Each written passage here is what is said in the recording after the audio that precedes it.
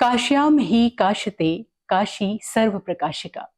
Centre for Sanatan research के सभी सुधी स्नेहिल दर्शकों का एक बार फिर हमारे कार्यक्रम में स्वागत है। स्वीकार कीजिए हमारा सादर नमस्कार। दर्शकों, समस्त चराचर जगत के कार्यपालक, रचयिता, नियंता भगवान आशुतोष को अति प्रिय सनातन संस्कृति का आभूषण तीर्थ काशी विश्वनाथ धाम, आज इसी धाम की चर्चा करेंगे।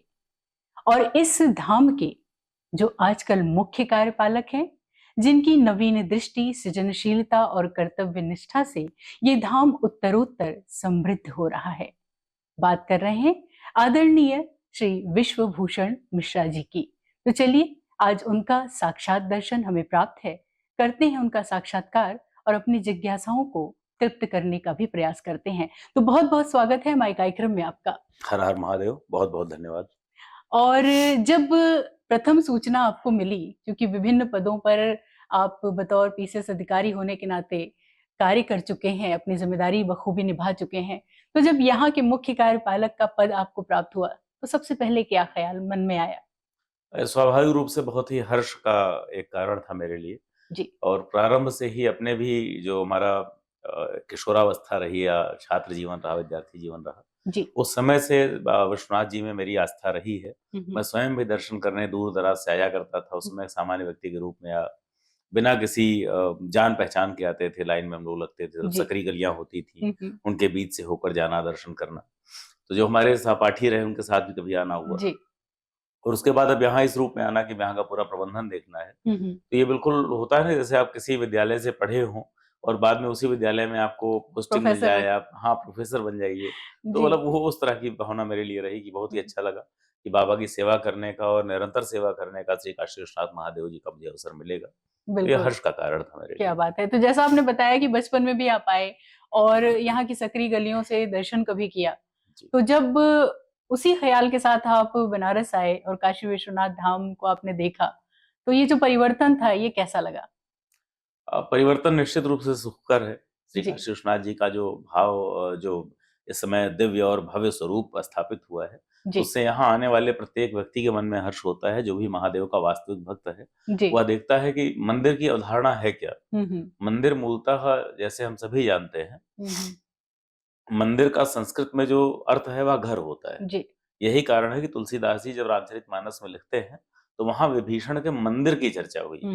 जब हनुमान जी जाते हैं सीता जी को खोजने के लिए, तो रात्रि में उसमें आता है कि वहां निशाचर का एक ऐसा मंदिर देखा जहां भगवान राम की भी पूजा हो रही थी। तो मंदिर का अर्थ आवास था। तो कालांतर में, लॉन्ग टर्म में वो मंदिर शब्द का प्रयोग हो गया भगवान के घर के लिए, देवालय के लिए।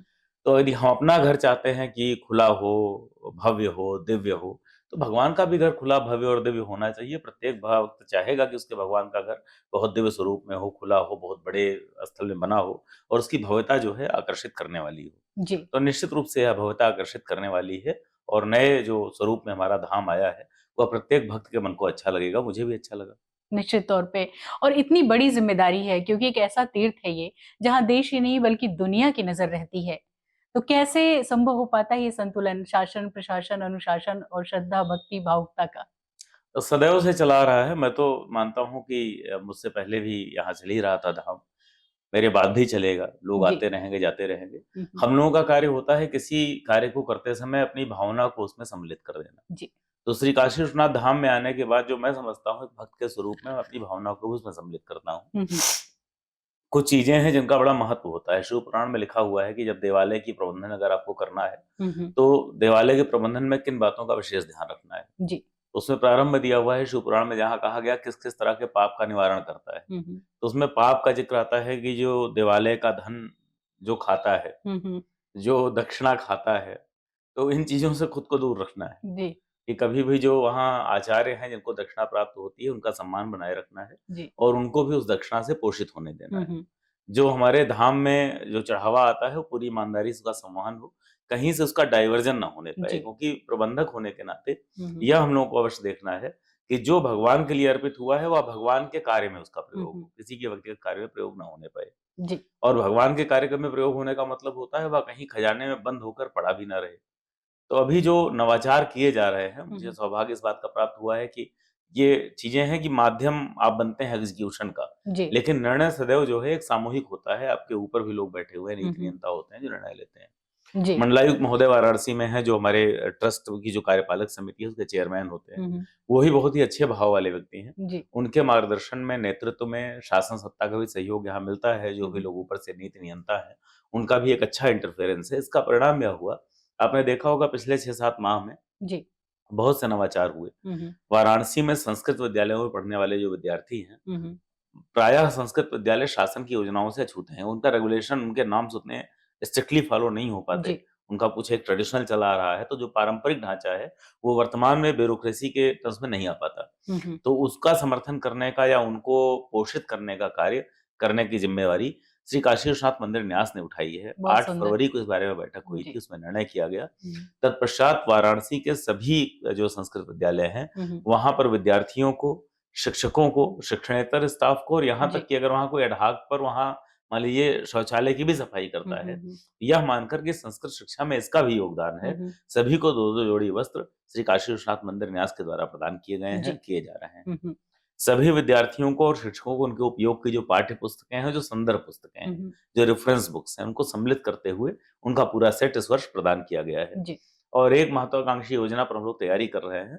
अगर महादेव ने चाहा तो शीघ्र ही 1 से 2 माह के भीतर हम लोग वाराणसी के सभी संस्कृत विद्यालय के बच्चों को एक शुद्ध रीति से बना हुआ जो एक प्रायः संस्कृत विद्यालय में पढ़ने वाले बच्चे जो है ना, वो पाक कला के कुछ चीज़ों को चाहते हैं कि भोजन में एक विशेष पद्धति से बनाया हम्म, जाए, लहसुन प्याज का प्रयोग ना हाँ। हो, स्नान करने के बाद मंत्रोच्चार के साथ उसको जी। पकाया गया हो। जी।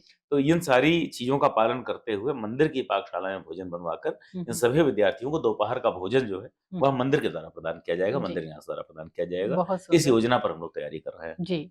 और जब से आपके ये नियंत्रण में चीज़ें आई आपकी देख-रेख में, तब से जो मंदिर का कोष है वो निरंतर समृद्ध हो रहा है। ऐसी भी सूचना हम लोगों को अखबारों के माध्यम से मिलती रहती है और बहुत से नवाचार हुए हैं जी, निस्संदेह। कुछ सांस्कृतिक कार्यक्रमों की भी शुरुआत हुई है परिसर में। जी। महादेव की कृपा है। देखिए, जो हमारा कोष है उसमें वृद्धि के लिए, चढ़ावा ज़्यादा देने के लिए जी। श्री काशी विश्वनाथ मंदिर न्यास का प्रबंधन ना तो कहीं आउटरीच प्रोग्राम चलाता है, हम किसी से नहीं माँगते। जी। पहले भी नहीं माँगते थे, हुँ, आज भी नहीं माँगते। हुँ, ना हम कोई विज्ञापन करते हैं, ना हम कोई आमंत्रण करते हैं। हुँ, किसी सोशल मीडिया कहीं आपने नहीं देखा होगा जी। कि श्री काशी विश्वनाथ मंदिर न्यास ने कभी कहा हो कि आप आइए और हमारे यहाँ हुँ, दान दीजिए। हुँ, महादेव की कृपा है। हम तो इस रूप में देखते हैं कि महादेव के धन का उपयोग जब अच्छे पुनीत कार्यों के लिए होना प्रारंभ हुआ, तो जी। महादेव ने कहा कि अपने भक्तों को हमने प्रेरणा दी और ज़्यादा हुँ, हुँ, उससे अधिक जितना हम व्यय करते हैं, उससे अधिक हमारे पास आना प्रारंभ जी, हो गया। जी। दूसरा जो आपने कहा नवाचार के बारे में, एक विचार यह मन में आया था, मंडलायुक्त महोदय से इसमें हम लोगों ने मार्गदर्शन लिया, ऊपर से भी सहमति प्राप्त हुई जो उच्चाधिकारी हैं हुँ, हुँ, सबकी, कि मंदिर प्राचीन काल से जी, धर्म, कला एवं संस्कृति का केंद्र रहे हैं। जी, लेकिन मंदिरों का आप जानती हैं, श्री काशी विश्वनाथ मंदिर स्वयं इस दंश को झेलने का एक बड़ा उदाहरण है कि जी। मंदिरों का बीच में जो धर्म के विरोधी लोग थे हुँ, हुँ, या धर्म के जो लोग धर्म का क्षय करने वाले लोग थे, हुँ, हुँ, उन संस्कृतियों ने, उन व्यक्तियों ने, उन शासकों ने मंदिरों का कई बार विध्वंस किया जी। अथवा मंदिरों का शोषण किया, उनको हुँ, हुँ, दबाया, उनको किसी तरह से एक जो कहते हैं ना कि डिस्टर्ब करना, हुँ, हुँ, ये वाला काम हुआ उनके प्रबंधन को। उसका परिणाम यह हुआ कि मंदिर की कई परंपराएँ बीच में खंडित हुईं। हुँ, हुँ, कई बार तो मंदिर ही खंडित हो गए हुँ, हुँ, और कई वर्षों के बाद दोबारा रीइंस्टेट हुए, तो उसमें कई परंपराएँ बीच में, जब चूँकि मंदिर थे ही नहीं, तो खंडित हो गईं। जी, मंदिर की परंपराओं का पालन करने पर भी कई तरह के प्रतिबंध थे, जो हम इतिहास में पढ़ते हैं, इतिहास में जानते हैं जी। कि मंदिरों पर कई प्रतिबंध लगाए गए थे, तो परंपराएँ नहीं चल पा रही थी। हुँ, हुँ, अब पुनः चूँकि देश स्वतंत्र है, इस समय सनातन संस्कृति का भी उत्थान का समय है, तो हमें लगता है उन परंपराओं को पुनः ले आना चाहिए। इस पर जी। एक सम्यक विचार किया गया कि धर्म, कला एवं संस्कृति, इन तीनों को पुनर्जीवित करना हुँ, है। हुँ, धर्म के लिए तो लोग आते हैं, दर्शन करते हैं, जी। उनके जो उनका एक्सपीरियंस है, श्रद्धालुओं का जो हुँ, हुँ, अनुभव है, उसको सर्वश्रेष्ठ बनाने का हमारा कार्य ही है जी, प्रबंधन का। जी, दूसरा जो निश्चित। इसमें कार्य था कला और संस्कृति वाला, हुँ, तो हुँ, इसको प्रश्रय देने के लिए जो स्थानीय कलाकार से लेकर राष्ट्रीय और अंतर्राष्ट्रीय कलाकारों को जी। अपनी सांस्कृतिक कलाओं का प्रदर्शन करने के लिए एक मंच प्रदान करने का कार्य श्री काशी विश्वनाथ मंदिर न्यास ने किया है। प्रत्येक सनातन पर्व पर हुँ, कम हुँ, से कम शैव पर्व तो 3 आते ही हैं हुँ, प्रत्येक हुँ, माह, जब हुँ, कोई हुँ, भी त्योहार ना पड़ रहा हो, तो जी। महाशिवरात्रि और 2 प्रदोष तिथियाँ तो होती हुँ, ही हुँ, होती हैं। इन पर और शेष जितने भी सनातन पर्व होते हैं, जी। और हम इतने उत्सव धर्मी धर्म हैं कि हमारे पास वर्ष में 365 दिन में मुझे लगता है कि नहीं कुछ होगा तो 250 से 300 दिन हमारे उत्सव होते हैं। और काशी तो कही ही जाती है 7 वार और 9 जी, त्योहार यहाँ पर जी। मनाया जाता है। तो जी, उससे भी अधिक, लेकिन हम लोग तो माँ में हमें बस केवल एक अवसर चाहिए। किसी जी। परंपरा का, हुँ, सनातन के किसी मत का, किसी संप्रदाय का पर्व है तो हमारे यहाँ उत्सव होना है। जी, और उसमें कलाकारों को हम एक मंच प्रदान करते हैं जिसके माध्यम से उनकी अभिव्यक्ति आती है। जी, आम श्रद्धालु जो हैं उनको भी एक कलात्मक वातावरण मिलता है, जी, धार्मिक उत्सव का वातावरण मिलता है जी।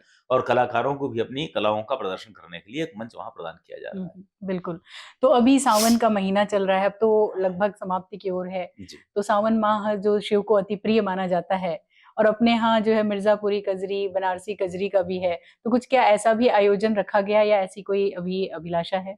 आपने बहुत अच्छा प्रश्न पूछा है। आज दिनांक 14 अगस्त 2024 को हम लोग यहाँ बैठकर बात कर रहे जी, हैं। आज ही सायंकाल कजरी का हमारे यहाँ गायन बड़े स्तर पर होने वाला है। जी। वहाँ मंच लगा हुआ है, आप मंदिर चौक में आइए और उसका आनंद ले सकते क्या हैं। बात है, बहुत सुंदर। तो ये एक अच्छी पहल रही जो है कि भगवान नटराज के रूप में भी जाने जाते हैं बाबा विश्वनाथ और नटराज स्वरूप ही है कला और संस्कृति के लिए जो है कला प्रेम वहाँ से दिखता है, कला प्रेमियों के लिए वो इष्ट हैं। तो ये एक प्रारंभ जो है वो रसिकों के लिए जो कला में रस का पान करना चाहते हैं, बहुत अच्छी पहल है। लेकिन कुछ ऐसी भी स्थितियाँ रही हैं, जो कुछ लोगों को, कुछ समाजजीवियों को, कुछ विद्वानों को मुझे लगता है कि उनके मन में विरोधाभास है। काशी करवट काशी इस रूप में जानी जाती रही, लेकिन काशी ने इस बीच इतने करवट लिए, बाबा विश्वनाथ धाम ने भी कई करवट लिए। तो ये जो इतने करवट आए जो है, तो इस पर आपका क्या विचार है? क्या कभी ऐसे विरोधाभास का आपको भी सामना करना पड़ा? मुझे बाय एंड लार्ज तो नहीं करना पड़ा। जी, शेष मुझे लगता है कि आलोचना तो हर अच्छे कार्य की भी होती है, बुरे कार्य की भी होती है, प्रत्येक कार्य की होती है, जी, उसके तो कई पक्ष होते हैं। और आलोचना तो महादेव की भी लोगों ने की है। जी, तो यहाँ हम जो कुछ कर रहे हैं महादेव के आशीर्वाद से, इच्छा से, उनकी प्रेरणा से ही करने का प्रयास कर रहे हैं और अपना भाव सात्विक होना चाहिए। कहीं हुँ, मन में कोई कुंठा लेकर या कोई बुरा भाव लेकर के हम किसी का नुकसान करना चाहें या धर्म के प्रति हमारी अनास्था हो, यह भाव नहीं रखना चाहिए, मेरा व्यक्तिगत रूप से मानना है। जी, शेष जब महादेव बुद्धि देते हैं तो जैसा आप जानती हैं कि मैं बहुत आस्थावान व्यक्ति हूँ। हुँ, हुँ, तो जब कुंभकर्ण कभी तपस्या कर रहा था और वो समय देवताओं को लगा कि इसके द्वारा ये आशीर्वाद प्राप्त करना ठीक नहीं होगा, जी, तो माता सरस्वती ने उसकी जिह्वा पर बैठकर उससे कहलवा लिया कि उसे निद्रा चाहिए, 6 माह तक सोता रहेगा, उसके जी, द्वारा वांछित नहीं था। हुँ, हुँ, तो ऐसे अगर मेरे द्वारा कुछ वांछित नहीं है, कोई यश अपयश, पाप पुण्य मेरे हाथों से होना है, मेरी जिह्वा से होना है और ऐसा कुछ भगवान की प्रेरणा से हो तो मैं नहीं जानता। जी, अन्यथा अपने यथासंभव अपने भाव भर तो मेरा प्रयास होता है कोई ऐसा कार्य ना किया जाए। हुँ, हुँ, और शेष जो सामने वाले लोग हैं उनके ऊपर भी वही लागू होता है। अभी तक प्रायः लोगों का सहयोग समर्थन ही प्राप्त हुआ है। अगर कोई असहयोग रहा हो, कोई निंदा रही हो तो मेरी जानकारी में नहीं है। जी, तो मैं बिल्कुल। इस पर कुछ कह नहीं सकता।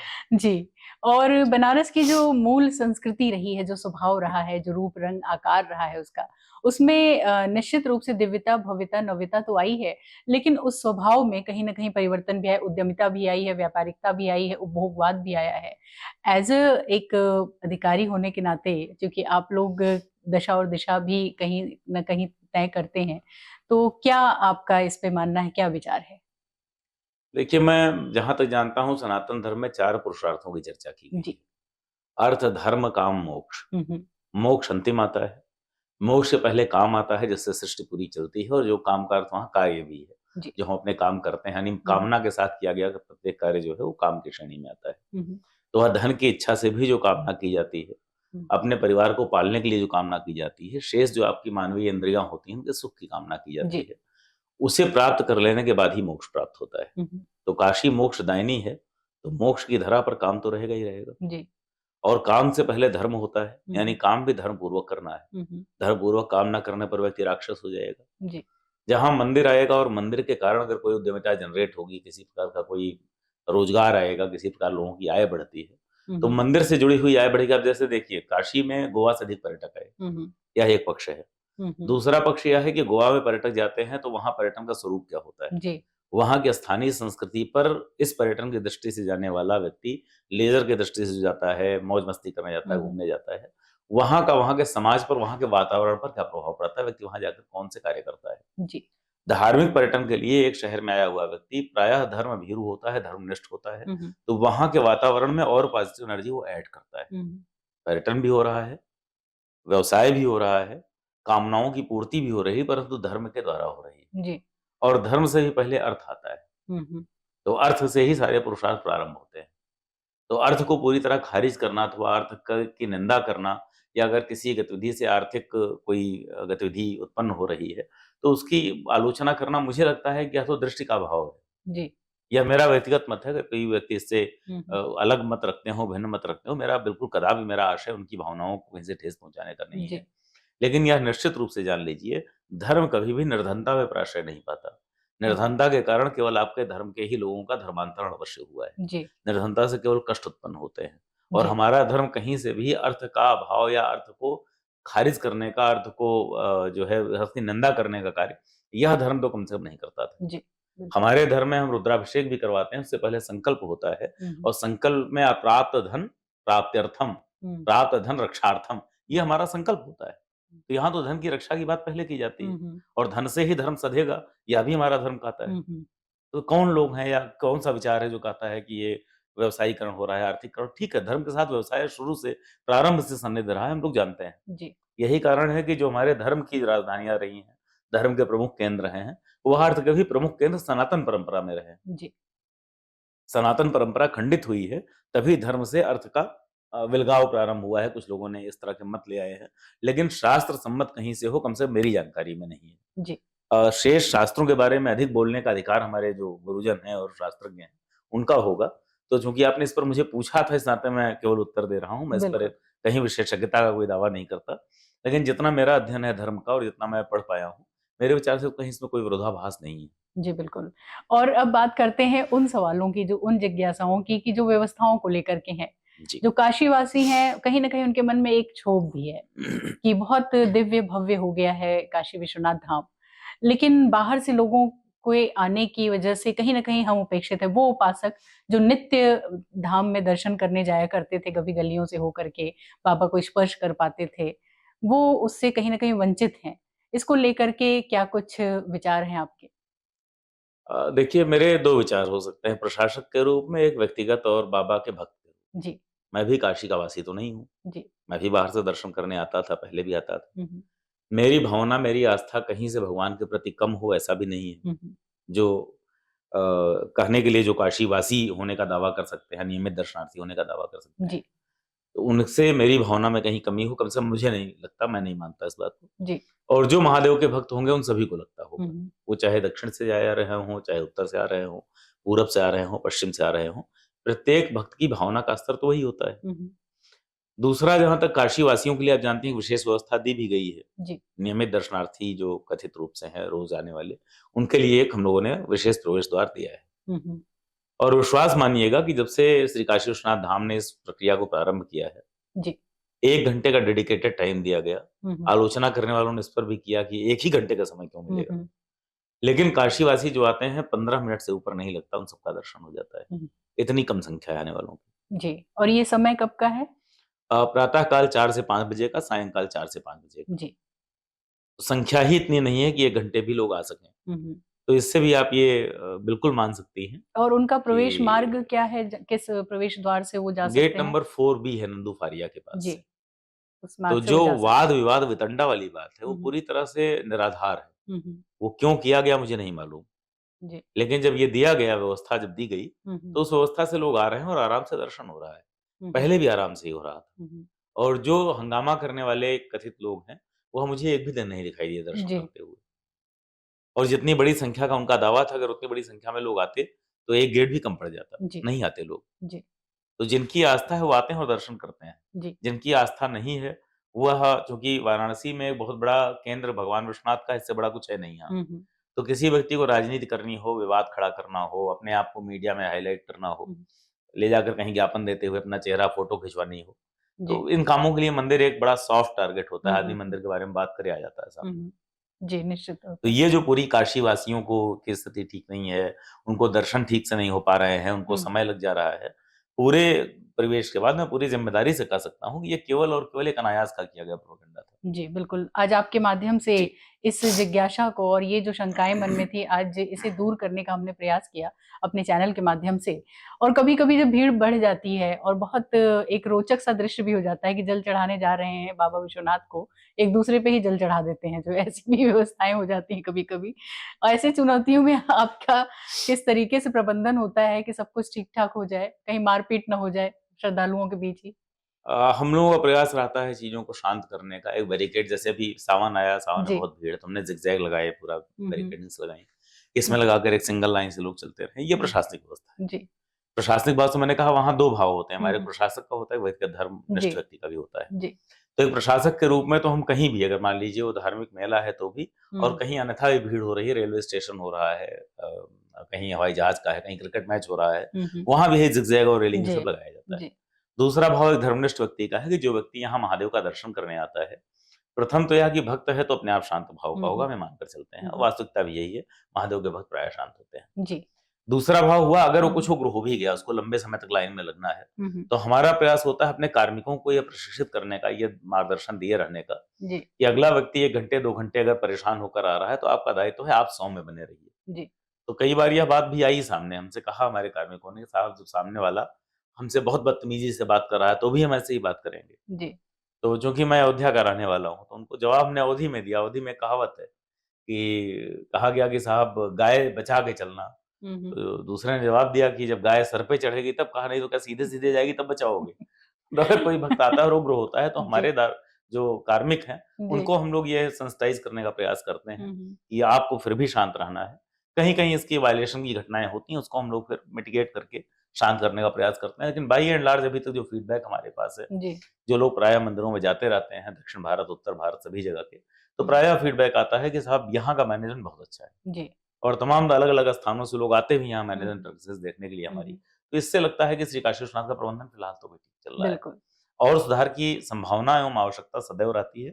उसके लिए हम लोग निरंतर ओपन भी हैं, जो भी सुझाव आते हैं उनको ग्रहण करते हैं, और उसके अनुसार व्यवस्थाओं को ठीक भी करते हैं। जी। और इस बीच सावन मास में काफ़ी श्रद्धालुओं की भीड़ रही। लगभग प्रतिदिन कितनी संख्या में श्रद्धालु आते रहे? दिनांक 22 जुलाई से 12 अगस्त के बीच में कल का आंकड़ा हम लोगों ने जारी किया था, 41 लाख लोग आ चुके हैं। 40 लाख जी। लोग। जी। एक बड़ी संख्या है। और इसी बीच एक प्रश्न जो आपकी मनसा और हमारी जिज्ञासा के बीच है, जी। वो अनुत्तरित है, जी। ज्ञानवापी प्रकरण। क्या जी। कहना चाहेंगे? तो मैं अगर ट्रस्ट के एक अधिकारी के रूप में बात करूँगा, तो सीधी-सी बात है, ज्ञानव्यापी हमारा हमें प्राप्त होना चाहिए। जी। सारे तर्क इसके पीछे हैं। हुँ, हुँ। जहाँ कहीं भी इस्लामिक आर्किटेक्चर, इस्लामिक बिल्डिंग्स बनाई जाती हैं, हुँ। यह दुर्भाग्य भी है इस पूरी व्यवस्था का या पूरे एक विचार का, कि वो प्रायः अरबी भाषा में होता है। जी। आज तक यह जो संस्कृति है अपना भारतीयकरण नहीं कर सकती, अथवा अपना स्थानीयकरण किसी स्थान पर नहीं कर सकती। हुँ, हुँ। पूरा दुनिया में कहीं जाती है, उसकी भाषा अरबी ही होती है, ज्ञानव्यापी अरबी का शब्द नहीं है। जी। यह भी सबसे बड़ा प्रमाण जी। है। यह एक आस्थावान व्यक्ति के रूप में और एक ट्रस्ट के श्री काशी विश्वनाथ मंदिर न्यास के अधिकारी के रूप में बात कर रहा हूँ। जी। लेकिन चूँकि काशी विश्वनाथ मंदिर न्यास के अधिकारी के अलावा डेपुटेशन पर मैं हूँ और सरकारी कर सेवक भी हूँ, लोक सेवक भी हूँ, जी। तो उस रूप में तो सीधी-सी बात है, भई मैटर ये सब जुडाइस है, हुँ। न्यायालय के अधीन है, तो न्यायालय अपना उसमें देगा। मैंने अपनी आस्था पहले व्यक्त की। जी। विचार यह है कि जो न्यायालय के अंतर्गत निर्णय के अधीन है, उस पर हम जी। लोग अपना कोई मत व्यक्त करना आधिकारिक कैपेसिटी में हमारा ठीक नहीं है। जी, बिल्कुल। और क्या कुछ ऐसा अपने पीछे आप छोड़ जाना चाहते हैं, अपने पद पे रहते हुए यहाँ पर, जो आप चाहते हैं कि उसके बाद भी वो निरंतर अनुकरणीय रहे और वो आगे बढ़े? श्री काशी विश्वनाथ मंदिर न्यास के द्वारा यहाँ पर अधिकारी के रूप में जो कार्य किए जाते हैं, तो किए ही जाते हैं। लेकिन कई बार मैंने कहा कि भावना का पुट मिलाना अपने गतिविधियों में बहुत आवश्यक होता है। जी। तो इस वर्ष जैसे कुछ नए नवाचार प्रारंभ किए गए, इसके हुँ। लिए भी मैं कहूँगा बार-बार ऊपर से, विशेष रूप से हमारे मंडलायुक्त महोदय जो हैं, उनका इसमें बहुत विशेष योगदान रहा, उनका जो सहयोग रहा और उनकी जी। अनुमति रही, इसका बड़ा विशेष महत्व है। हुँ, हुँ। इस वर्ष महाशिवरात्रि से पहले हमारे यहाँ जो प्रधान शिव विग्रह हैं, प्रधान रुद्र विग्रह हैं, सभी का एक-एक दिन रुद्राभिषेक किया गया। जी। सनातन आस्था यह मानती है कि देवता पूजा-पाठ से, अभिषेक से जागृत होते हैं, हुँ, हुँ। और पूजा-पाठ, अभिषेक अगर लंबे समय तक नहीं होता, देवता सुप्त हो जाते हैं। जी। तो पूरे परिसर में इतने महादेव हमारे स्थित हैं, और प्रायः विश्वनाथ जी की पूजा होती है, कोई और रुद्राभिषेक 2, 4, 6, 10 पर हो हुँ, हुँ। जाता है, हुँ, शेष हुँ। नहीं होते। हुँ, हुँ। तो इस वर्ष सभी का रुद्राभिषेक किया गया महाशिवरात्रि से पूर्व। जी।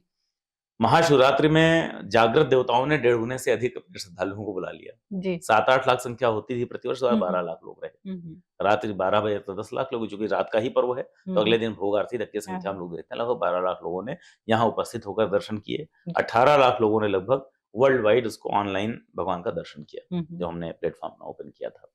तो इसी प्रकार लगातार ये नवाचार जो चल रहे हैं, उसमें दूसरा नवाचार आया, चैत्र नवरात्रि आई।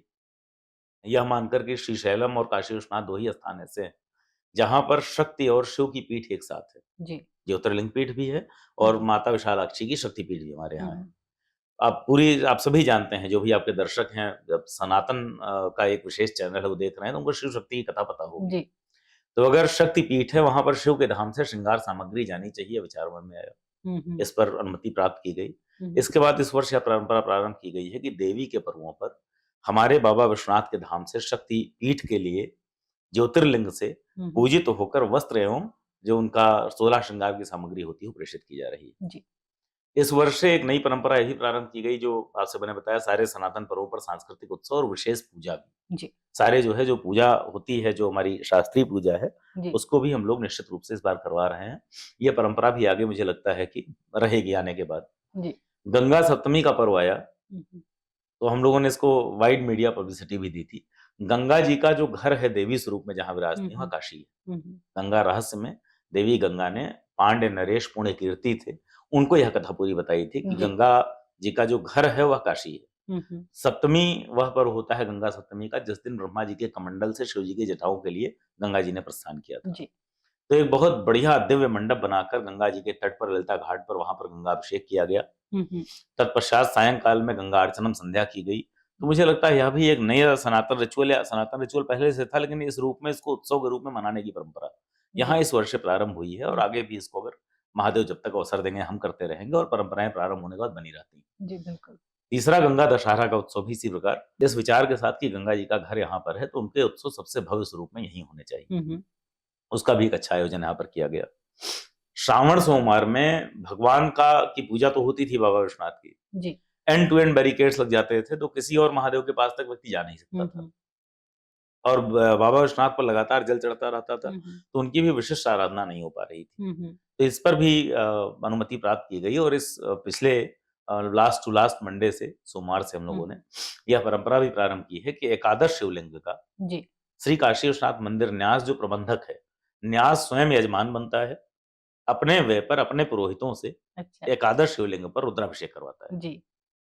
तो इस प्रकार के जो भी नए नवाचार हैं, नंदी उत्सव आप देख रही हैं इस बार मनाना प्रारंभ किया गया है। प्रत्येक प्रदोष तिथि को नंदी जी का अभिषेक होता है, पूजा होती है। तो यह जो कुछ नवाचार थे, या जो कुछ हमारी परंपराएं थी जो लुप्त थी पहले से, कुछ विशेष पूजा पाठ, कुछ अनुष्ठान, कुछ उत्सव जो कालखंड में कहीं लुप्त हो गए थे, उनको पुनः प्रारंभ इस वर्ष किया गया है। और मैं भगवान महादेव से यही प्रार्थना करूंगा कि अब ये उत्सव धर्मिता चलती रहे और आगे बढ़ता रहे। जी बिल्कुल, क्योंकि उत्सव धर्मिता बनारस की पहचान है। इस नाते भी जो हमारी परंपराएं हैं, जो अनुष्ठान है, उनको पुनर्जीवित करना ये हम सनातनियों की ही जिम्मेदारी है। और कहीं न कहीं आप बधाई के पात्र हैं कि आपने अपनी दृष्टि इन विषयों पर डाली और पुनर्जीवित उन परंपराओं को किया, जहाँ की कहीं न कहीं हम लोगों अपनी आस्था कमज़ोर पा रहे थे। और चूँकि जो ये आपकी पहल है, इसको लेकर आप आश्वस्त भी हैं, तो इसकी गति जो है वो आगे तक बढ़ेगी, ऐसी हम अभिलाषा भी करते हैं और ऐसी अपेक्षा भी रखते हैं आने वाले समय से भी और लोगों से भी। बहुमुखी प्रतिभा के आप धनी भी हैं, लेखनी में भी आपका कृपा है, समान अधिकार है, तो कुछ पुस्तकें भी आपके द्वारा लिखी गई, बहुत सारे सम्मान आपको मिले हैं, उनका भी जिक्र आज यहाँ करना चाहेंगे। उनके विषय क्या हैं उन पुस्तकों के? पुस्तक लेखन के संदर्भ में तो मेरी अभी 2 प्रकाशित पुस्तकें हैं और शेष कई पर काम चल रहा है, क्योंकि पुस्तक लिखना या पुस्तक प्रकाशित करना ही मेरा एकमात्र कार्य नहीं, ना ही आजीविका है। तो कई चीजें पैरेलल चलती रहती है, उसमें 2 आ चुकी हैं अभी तक। पहली जो कविता की पुस्तक है वो मैंने अनुभव से सीखा है नाम से एक सिंगल कविता है, एकल कविता है, जो पुस्तक के रूप में सामने आई है। और यह जीवन के विभिन्न कालखंडों पर 14 वर्ष के पूरे लंबे समय अवधि में जो महत्वपूर्ण घटनाक्रम हुए जीवन में कभी उन सभी पर एक स्टैंजा उसमें जुड़ता चला गया है। क्या बात है। तो यह एक कविता की पुस्तक बनी है। और दूसरी जो पुस्तक अभी प्रकाशित हुई है वह सनातन संवाद कथाएं नाम से है। सनातन संवाद कथाएं जी। तो सनातन संवाद कथा ये संवाद के रूप में पुस्तक है? जी, यह संवाद के रूप में है। सनातन धर्म में या किसी भी धर्म में जो हम्म, बड़े महत्वपूर्ण जो उसके संदेश होते हैं या सभ्यता के जो मानक होते हैं, जो सभ्यता को पारिभाषित करने वाली चीज़ें होती हैं, जी। उन्हें आप देखेंगे संवाद के रूप में ही सामने आ पाते हैं। हम्म, क्योंकि संवाद होता है तो एकालाप नहीं होता। जी। कि एक तरफ से ही कहा जा रहा हो, दूसरी तरफ से सुना जा रहा हो। हम्म, कम से कम जब प्रत्युत्तर और उत्तर की परंपरा होती है, हम्म, तभी वास्तविक ज्ञान निकल कर बाहर आ पाता है। जी। तो सनातन संस्कृति में बहुत से संवाद हैं जो बहुत प्रसिद्ध हैं। हम्म, जैसे यक्ष युधिष्ठिर का संवाद, जी। आप सभी जानते हैं। हम्म, जैसे यम नचिकेता का संवाद, हम्म, सभी सनातन धर्मियों ने सुना अवश्य होगा इसके बारे में, जी। संवाद ना भी सुना जी। हो तो। तो इसी प्रकार के संवादों को एकत्र करके एक स्थान पर लाया गया है और उन्हें प्रकाशित करने का कार्य इसमें हुआ है। इसमें से कुल 29 संवाद हैं इसमें हम्म, और तो उस पुस्तक में 13-14 संवाद तो ऐसे हैं, जो मूल पौराणिक संवाद हैं, जी। उनको उनका रीस्टेटमेंट है। हम्म, उन्हीं को पुनः आज के परिवेश के हिसाब से कहा गया है। जी। और कुछ संवाद ऐसे भी हैं, लगभग आधे से अधिक संवाद ऐसे हैं, जो पौराणिक संदर्भ तो नहीं है, परंतु जो पात्र हैं वह पौराणिक हैं। अच्छा। जी। उदाहरण के लिए राम भगवान जब गए होंगे जंगल में हम्म, और शूर्पणखा उनके सामने आई, तो राम और शूर्पणखा का संवाद क्या हुआ होगा? जी। इतना संक्षिप्त तो नहीं हुआ होगा। हम्म, या शूर्पणखा का जो नाक कान काटने वाला प्रसंग आता हम्म, है, उसके बाद शूर्पणखा ने क्या कहा होगा, भगवान ने क्या उत्तर दिया होगा। जी। विशेष रूप से उन संवादों को इसमें लिया गया है, जिन संवादों के बारे में हम्म, जो संवाद लिखे कहीं नहीं गए, जी। इस नाते भगवान राम का पक्ष आ नहीं सका हम्म, या हमारी सभ्यता का पक्ष आ नहीं सका। हम्म, उस समय इसी सभ्यता को मानने वाले लोग थे जब उन ग्रंथों की रचना हुई थी। जी। तो कुछ चीज़ें होती हैं समान सभ्यता के लोग होते हैं, अंडरस्टूड होती हैं। जी। कुछ चीज़ें होती हैं जो बाह्य होती हैं, उनका उत्तर दिया जाना चाहिए। वहाँ पर आपको अपनी संस्कृति के आधार को उस कार्य के कारण को एक्सप्लेन करना होता है। जी। राम भगवान जब जाते हैं वन में और वहाँ पर आप जानती हैं जब जब महर्षि विश्वामित्र लेकर जाते हैं भगवान को हम्म, अस्त्र-शस्त्र की शिक्षा के लिए, तो ताड़का वध की घटना होती है। जी। उसे भी एक भगवान राम के ऊपर आक्षेप लगाया गया है, स्त्री विरोधी हैं, क्या है, क्या नहीं। हम्म, तो वहाँ राम और ताड़का का एक संवाद आता है। हम्म, विश्वामित्र और लक्ष्मण का संवाद आता है। जी। ये विश्वामित्र जी के ऊपर एक आक्षेप यह भी है कि मतलब कथा समझ में नहीं आने वाली है। हम्म, राक्षसों का वध करना है तो महाराजा दशरथ को ले जाते, हम्म, देवासुर संग्राम के योद्धा थे। हम्म, उनकी सेना को ले जाते, भगवान उन्होंने कहा भी महाराजा दशरथ ने मेरी सेना ले जाइए, बच्चों को क्यों ले जा रहे हैं, ये जी। अबोध बालक है। हम्म, तो विश्वामित्र जी कहते हैं मैं आपके बच्चों को धनुर्विद्या सिखाऊंगा हम्म, और फिर इनसे राक्षसों का संहार कराऊंगा। हम्म, तो ये थोड़ा-सा अनरीज़नेबल होता है, लेकिन ये हम्म, अनरीज़नेबल के पीछे वजह क्या है? जी। कारण क्या है? हम्म, तो इसे तलाशने का प्रयास करते हुए कुछ संवाद लिखे गए हैं, हम्म, जो भारतीय संस्कृति के मूल कथानक के अनुरूप हैं। जी। किसी प्रकार का विवाद उत्पन्न करके या संस्कृति को ही दोषी बताकर हम्म, या उसमें कुछ एक छिद्रान्वेषण करने का प्रयास मेरे द्वारा नहीं किया गया है। जी। क्योंकि यह मेरा बड़ा आधारभूत मत भी है कि हम्म, यह एक संपूर्ण समविष्ट संस्कृति है, जिसमें वास्तव में कोई कमी यदि आप वास्तव में अन्वेषण करेंगे तो नहीं मिलेगी। जी। परंतु आपको अनावश्यक यदि इसमें कमी निकालनी है, स्वयं को जैसा मैंने कहा कि काशी विश्वनाथ मंदिर के बारे में कुछ भी कहिए तो व्यक्ति प्रसिद्धि पाता है। जी। तो इस संस्कृति के बारे में संस्कृति को गालियाँ देकर, धर्म के बारे में अनाप-शनाप बोलकर बहुत सारे लोगों ने लेखकी ख्याति अर्जित की है। जी। कलयुग चल रहा है, ऐसी प्रवृत्ति वाले लोगों को ख्याति अधिक मिलती भी है। हम्म, परंतु मेरी सनातन आस्था है, मेरा ख्याति उद्देश्य नहीं है। जी। सनातन की सेवा, साहित्य की सेवा, भगवान की सेवा और जो वास्तविक विचार है उसी का सत्य का अन्वेषण करने का ही विचार है। जी। इस नाते कहीं भी वो विवाद उत्पन्न करने का प्रयास हमने नहीं किया है। तो इन्हीं के साथ हम शोध अपना कार्य करते हैं। बहुत-बहुत बधाई आपको इस सत्प्रयास के लिए, क्योंकि ऐसे ही लोगों की आवश्यकता भी है आज सनातन को, कि जो आने वाली पीढ़ियों तक ये बातें पहुँचा सकें कि सनातन संस्कृति न सिर्फ समृद्ध है, बल्कि वैज्ञानिक भी है। और नैतिकता का जितना बोध हमारी संस्कृति में है, जितनी समझ हमारी संस्कृति में है, शायद ही ऐसी समझ किसी और संस्कृति में हो। हम ये नहीं कहते हैं कि अन्य संस्कृतियों में जो है कोई गलत बात सिखाई जाती है, लेकिन सूक्ष्म भावाभिव्यक्ति शायद सनातन में जितनी समृद्धि से हम देखने को हमें मिलता है, वो शायद ही कहीं मिले। और एक चलते-चलते सवाल जो अक्सर किसी भी धर्मभीरू के भी मन में आता है और जो नए युवा हैं हमारे उनके मन में भी आता है कि हम जब कहते हैं कि सनातन में समभाव की दृष्टि होती है, वो सबको एक भाव से दिखता है, वहाँ कोई बड़ा छोटा नहीं, कोई अमीर और गरीब नहीं है। तो फिर जो अलग-अलग कतारें लगती हैं आजकल विश्वनाथ धाम में, उससे हम क्या आशय निकालें? व्यवस्था और प्रबंधन की दृष्टि से कतार लगाई जाती है। जी। सनातन समभाव देखता है, तो समभाव जिसको देखा जा रहा है, वह दृष्टि उसके पास भी होनी चाहिए। जी। सनातन में कर्म सिद्धांत भी है। हुँ, हुँ। कर्म के अनुसार ही आपको परिणाम मिलता है। जी। परंतु सनातन यह बिल्कुल नहीं मानता कि सारा कर्म आपका एक ही जन्म में घनीभूत हो गया है। जी। आपकी यह आत्मा की यात्रा, अगर आप आध्यात्म की बात करिएगा, तो यह आत्मा की यात्रा तो सहस्त्रों वर्ष की, सहस्त्रों जीवन की यात्रा है।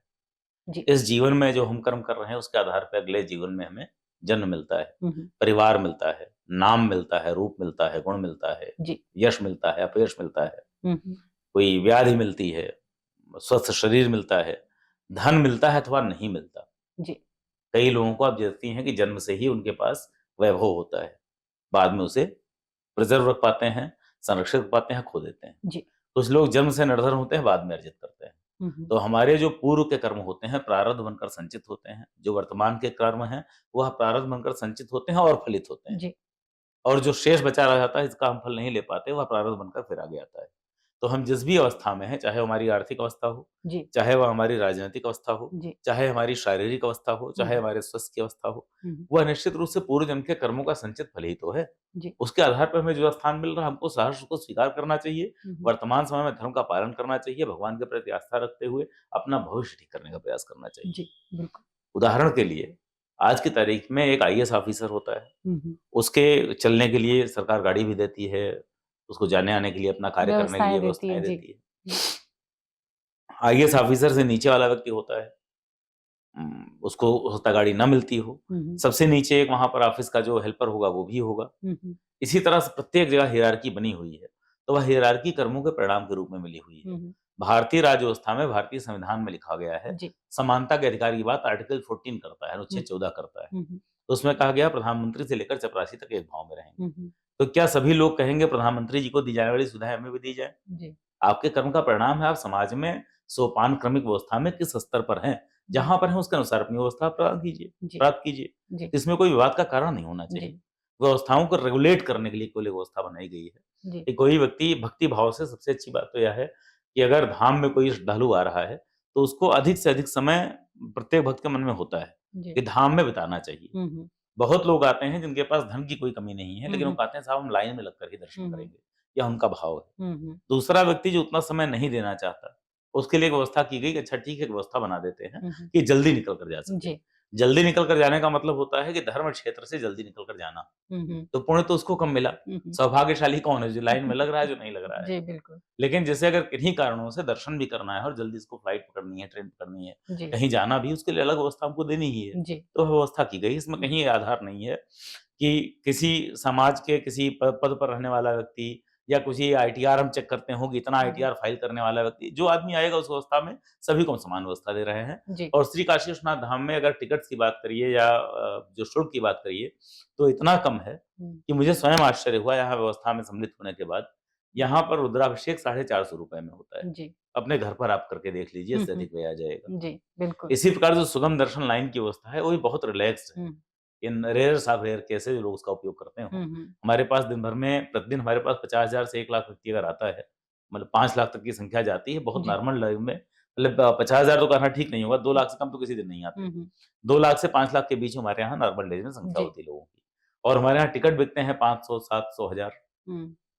उसके बाद मैं आपसे बार-बार कह रहा हूँ कि मंदिर को लेकर विवाद उत्पन्न करने वाले लोग बहुत ज्यादा हैं। इससे अधिक सुगम दर्शन के टिकट नहीं बिकते। तो सेपरेट लाइन तो इतने लोग की लग रही है, बाकी शेष लोग अपनी लाइन में दर्शन कर रहे हैं। जब ये लाइन खाली होती तो बाकी लोगों को हम इस लाइन में घुसा देते हैं, उनसे दर्शन करवाते हैं। तो यहाँ पर केवल विवाद उत्पन्न करने वालों की संख्या अधिक है। वास्तव में विवाद या समस्या ऐसा है नहीं, कुछ है नहीं इस तरीके की चीजें। और जब बात संप्रेषण की हो, या अन्वेषण की हो, या सूक्ष्म भावाभिव्यक्ति की हो, तो अभी जो हमने श्री विश्वभूषण मिश्रा जी को सुना, जो मुख्य कार्यपालक हैं विश्वनाथ धाम के, तो लगता है कि ये सारी बातें इनके ऊपर ही लागू होती हैं। बहुत बहुत धन्यवाद आपको देना चाहेंगे, आपने समय दिया, और आज बहुत सारा कुछ स्पष्ट हुआ, न सिर्फ सेंटर फॉर सनातन रिसर्च की इस टीम के तहत, बल्कि हमारे दर्शकों के भी बीच ये मैसेज गया कि बहुत कुछ सरल है, बस उसे समझने की दृष्टि चाहिए। एक बार फिर आपको धन्यवाद, और उम्मीद करते हैं कि जो हमारे दर्शक हैं, जो हमारे कार्यक्रमों को लगातार देख रहे हैं, अपनी प्रशंसा, अपने सुझाव हम तक पहुंचा रहे हैं। आगे भी हम आप तक कुछ ऐसे ही रोचक और ज्ञानवर्धक कार्यक्रम लेकर आएंगे, लेकिन तब तक के लिए अनुमति दीजिए। नमस्कार।